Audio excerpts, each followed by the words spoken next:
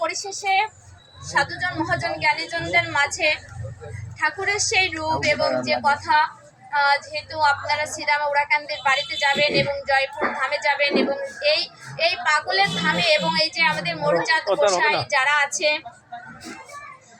তো সেই সব ধামে যাবেন, তাদের পরশ নেবেন তাদের কাছ থেকে। হয় না মা, ব্যাটারি শেষ। তো সকলের শ্রীচরণে আমার ভক্তিপূর্ণ প্রণাম জানাই। আর একটি কথা বলতে হয়, আজ যে গৃহকর্তার বাড়ি আমরা সকল হরিভক্ত উপস্থিত হয়েছি, আপনারা জানেন এই গৃহকর্তার বাড়িতে অনেক আশা আকাঙ্ক্ষা নিয়ে আপনাদের সাধুজনদের ডেকে নিয়ে এসেছে।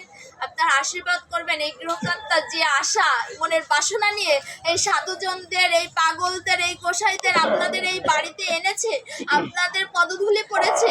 শুনেছি সাধুর পরশে নাকি সব কিছুই পাওয়া যায়। তো আপনারা আশীর্বাদ করবেন যে গৃহকর্তার যে মনের বাসনা সেজন্য পূর্ণ করতে পারে এবং পরিপূর্ণ হয়।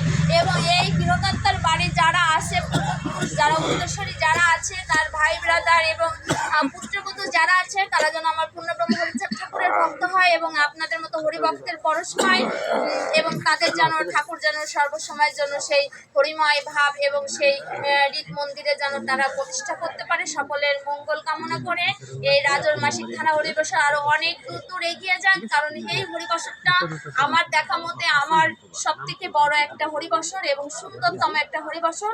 তো আমি তারকদমের পক্ষ থেকে এই হরিবসরকে আশীর্বাদ করি, আমার তারক যেন আশীর্বাদ করে এই হরিবসর যেন আরো অনেক অনেক দূর এগিয়ে যায়। তো সকলের মঙ্গল কামনা করে আমি এখানে বিশ্রাম নিচ্ছি।